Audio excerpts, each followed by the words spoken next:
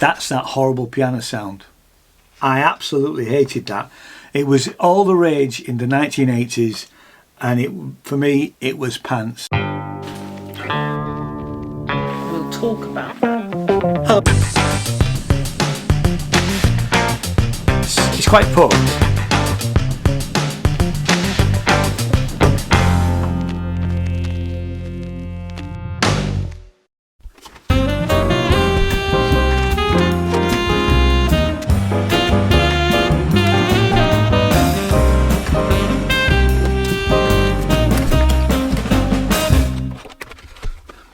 Hello and welcome. My name is Ian, and I've just been sent this thing. This is Korg's Opsix FM synthesizer. Now, full disclosure, my company Sinners Music sells Korg products, and what happened was I was talking to the guys at Korg, and I'd said that I was never ever a fan of FM synthesis, and in particular the Yamaha DX7. In fact, I've owned two DX7s, the original one and the Mark II version, which had a floppy disk. I've also owned a DX21 and a DX100, which are basically the same keyboard, but one's got mini keys and one's got full-size keys. This is back in the day. If you ask me now, I have no idea why I bought them, because I found them completely impenetrable as far as programming was concerned. And that's partly why I was always a huge fan of Korg synths. All of the Korg synths that I've had since the first one, which was 1980, I've been able to program. Even the DW8000, which didn't have a screen, I was able to manage to program. So, while I was talking to the guys at Korg, they said, well, why don't we send you an Opsix basically for you to try it out? Because although I say we've sold them, I've not actually done anything with the Opsix. So they've sent me this on loan. It's going back to them. I can basically say what I like about it. And what I thought I'd do in this video, I'm going to do a full review in another video, but because I've literally just taken it out of the box, what I thought would be a really good idea is for me to spend 10, 15 minutes, maybe tell you what, 5 minutes looking at the functionality, and then 10 minutes to try and get a soundtrack, something like that, something productive out of it. Okay, so that's what I'm going to do. Let me just set the other camera up so you can see the overhead, and then we're good to go.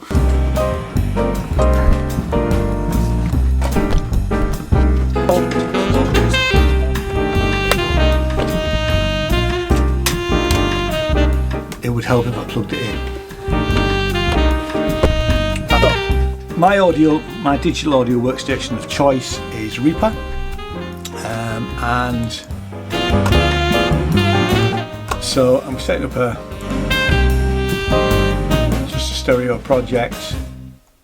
Inputs 1 and 2. We have signal. We can't hear anything, and what I'm actually going to do is I'm going to do everything through headphones. But we have got signal going in there.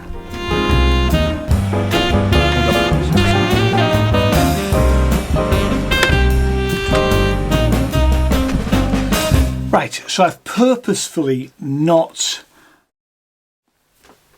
read any. I mean, I remember I was going to say I haven't read anything, but I actually, when it first came out, I had a quick look at I think it was a Sonic State review video. I didn't get through the whole thing. My initial thoughts were, why would I be interested in that? It's FM, was my initial thoughts, really. Nothing, other people love FM, and I had a conversation with a friend of mine, a musician, and he was absolutely made up with the idea of doing things in FM. Not for me, until now. So, I don't know any of the controls. I'm going to work my way through them in these first 5 minutes and then spend the next 10 minutes creating some sort of ambient type track. I think I'm obviously going to be using the presets because I'm not in 10 minutes not going to be able to do any programming, and having never programmed a patch on an FM synth, I'm going to need to spend some time doing that. I mean, that was my big bugbear with the Yamaha DX range of synthesizers. It was incomprehensible gobbledygook to me. Let's have a look at this. Right, so first things first, we've got nice big keys, octave up and down. We've got an arpeggiator and a sequencer. I've got a program control here. I bet that horrible 1980s piano sound is still buried in here. And I'm not going to go through all the presets because there's 200 and odd of them really. I will probably use some of the presets to get things going. We've got operator mixer, and it tells me that if they're red they're a carrier, and if they're purple they're a modulator. Okay, well, not knowing very much about FM, that really doesn't mean very much to me, if I'm honest. And we've got these things which I think are sort of a bit like, it says it's a level. Now does that mean I can control each? I do know that the DX7 had 6 operators and this has the same, but apart from that, you know, we'll need to work on this. So this is the first program, which is Cyber Pad Bells. Now again, my other criticism of the DX synths was that very digital sort of bell-like sound, which I really never warmed to, really. But anyway, let's have a go.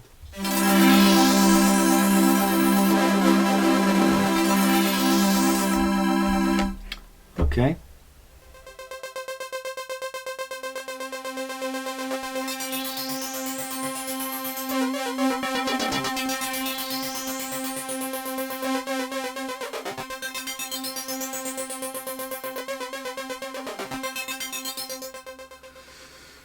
So this little mixer section allows me to adjust the level of the actual operators. Let's just take one up. This first one is op 1 for it's op 1 first of all. So off, up full.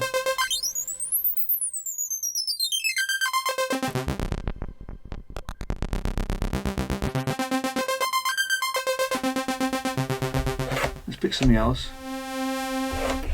So very sort of.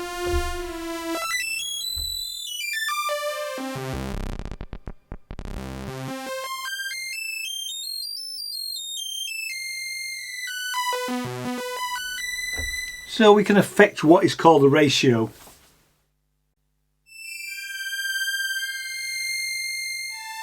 So we've got the obligatory PADS system with Korg synths. I have to say, I'm not a huge fan of menu diving, and you do a lot of that in modern Korg synths.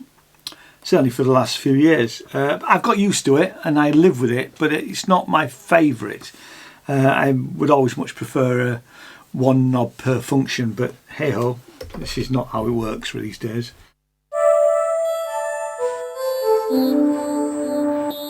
Something called digital insects. Let's give that a bit more.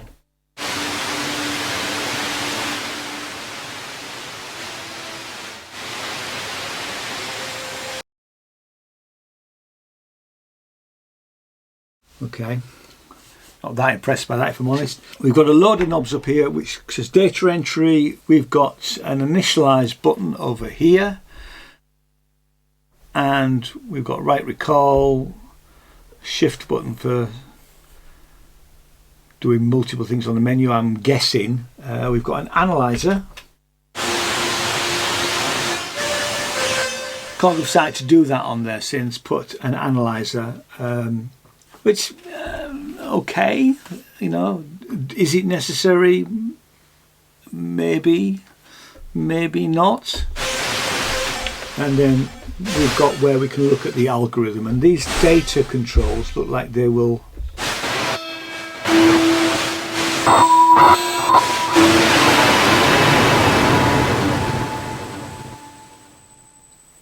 that's a horrible sound that did, that digital interface. Let's pick something that's a bit more, let's go back to what have we got? Have we got anything? DAT electric piano. Let's have a listen to that.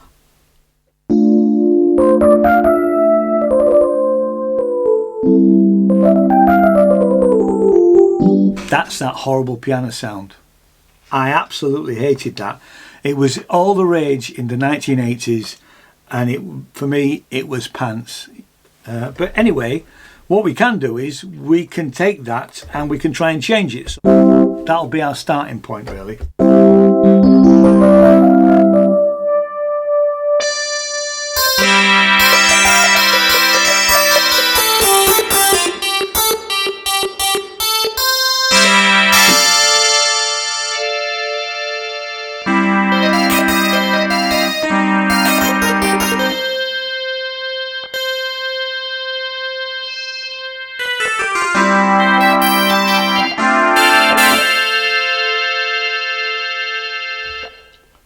If we want to go back to it, I always quite like that about Korg, since if you mess around with something and it all goes horribly wrong, then just go off the preset, go back to the preset, and you're good to go. So we're back to it now.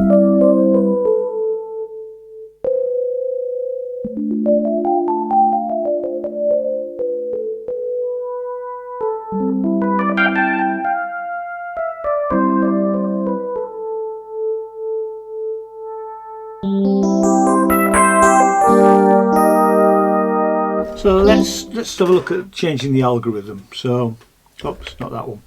So this is algorithm 10 to get this sound. Let's try.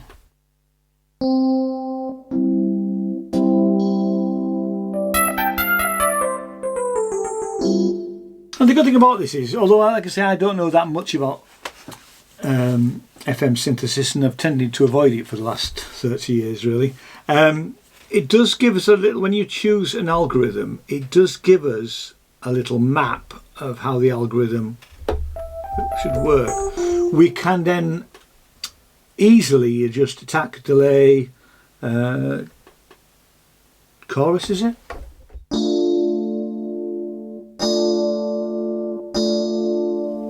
Yeah, reverb.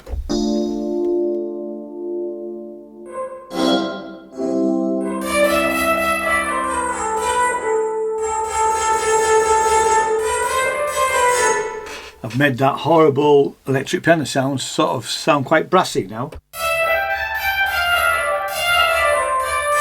And we've got delay as well. And it does show me in a very crude sort of way where the effect or function is in terms of a clock dial. I could say that's a bit crude. It might be nicer if it was actually able to give a number, but hey ho.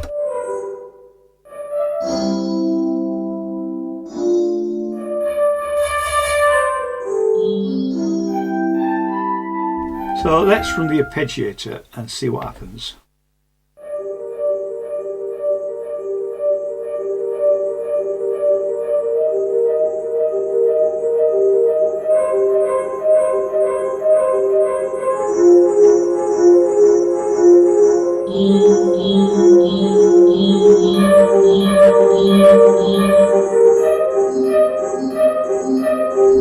Let's go back to the original sound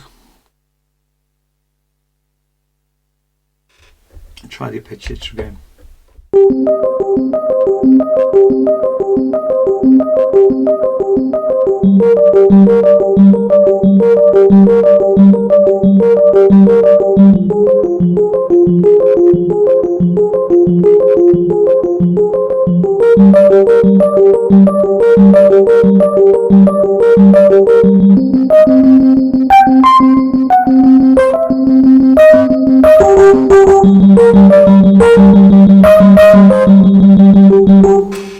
it's all right. I'm assuming there's a way to go into the Arpeggiator and edit the way that the Arpeggiator works, because at the moment, I mean, how do I even slow it down?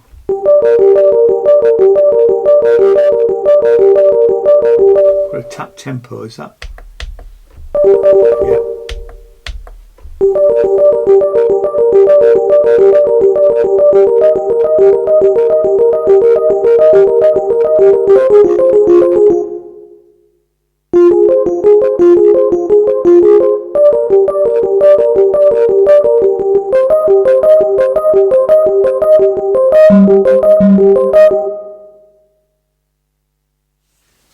At the moment, I would like to see a knob so I could turn the tempo of that down, the Arpeggiator. I'm sure there may be a way of doing it. Can I do it with... I won't be able to do it with the select, but I don't see any other way of doing it without getting to that, when we come to a full review. Let's have a look at the sequencer. So we're still running this electric piano.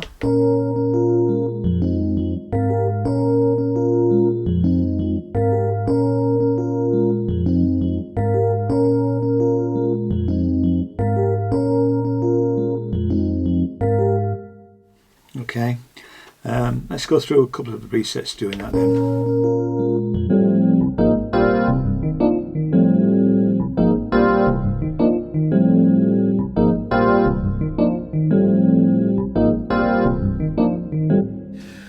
It's worth noting on headphones, and I'm hoping you'll be able to pick it up on the actual recording. There's FM always had this sort of like after sound, which I never really liked, and that is still there. It's got a weird sort of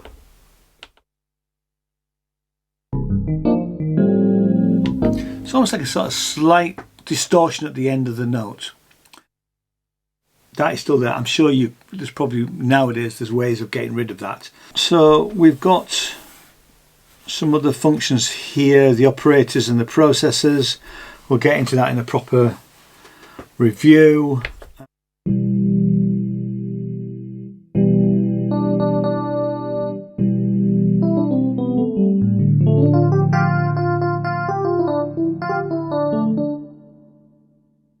The last thing I want to do, and then we'll spend a few minutes just, this is probably more than 10 minutes, isn't it? Yeah. There's the initial button, which has got a dice. Now, I like the idea of the dice, if I'm honest. Does that mean that literally whatever I do, it will give me a random sound? No, it isn't. Why is that then? Randomize sequence, press yes to randomize.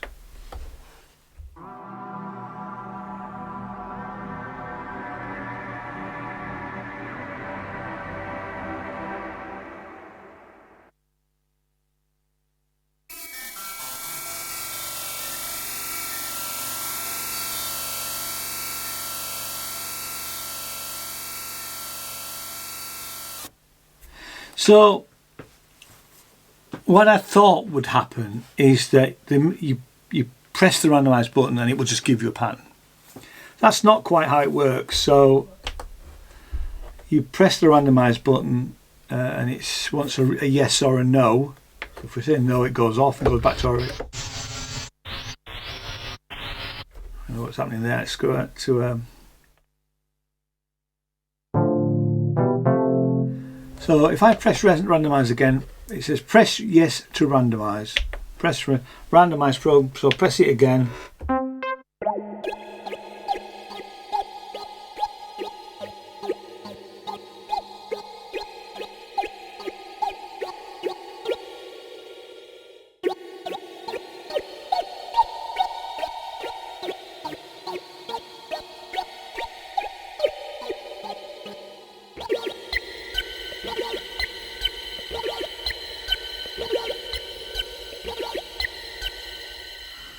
So we have there's a Arpeggiator assigned to that particular sound, and there was a rather wonky sequence there.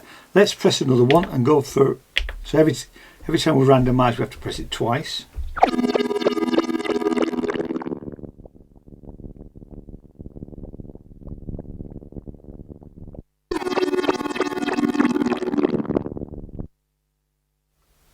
Nothing works on the Arpeggiator on that one. Let's try the.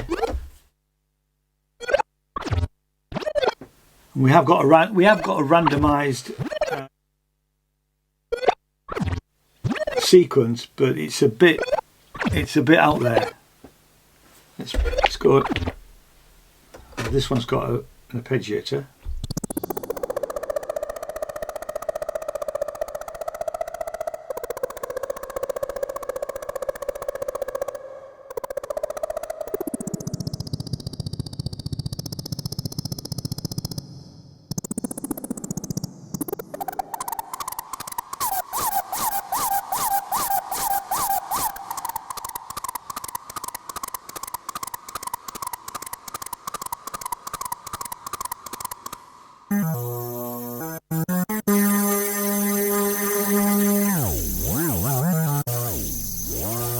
Mono sound.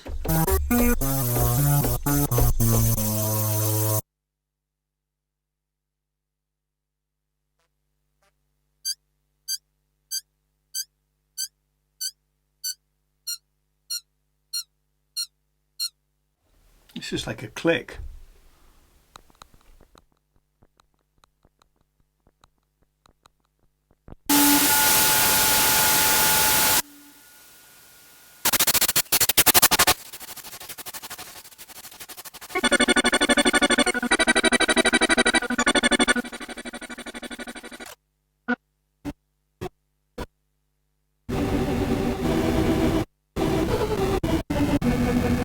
I'm wondering if the randomizer is on the sound that you pick, because that was on this patch 30, which is just hang on, and a lot of it was very noisy. Let's try.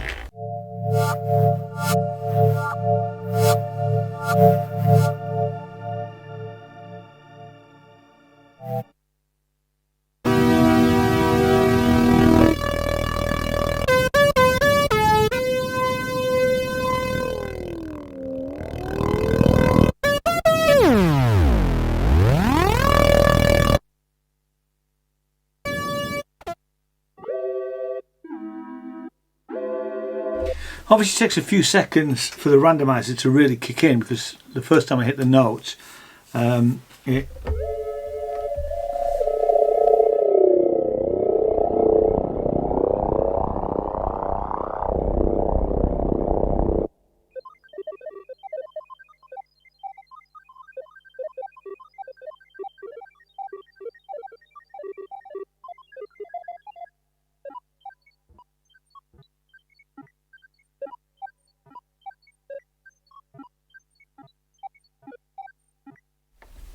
I'm particularly impressed by that.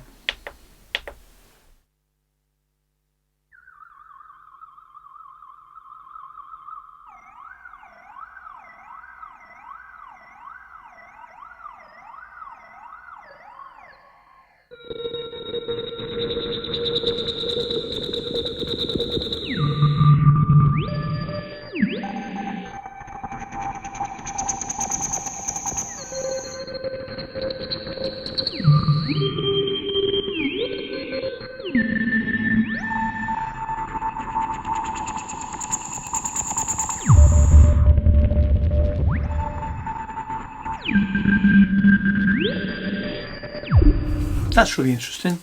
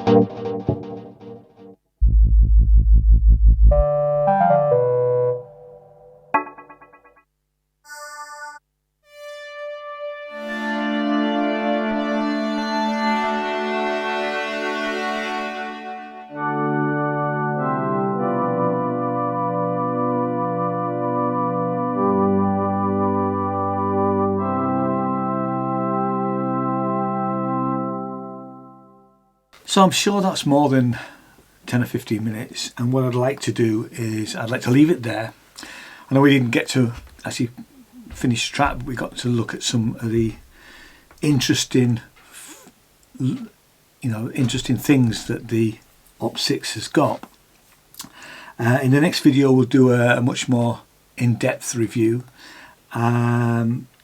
So thanks so much for watching. If you like what I do, hit the subscribe button, and a thumbs up is always much appreciated. And if you want to be notified when I post new content, ding that little bell. So thanks very much, and I'll see you next time. Cheers now, bye bye.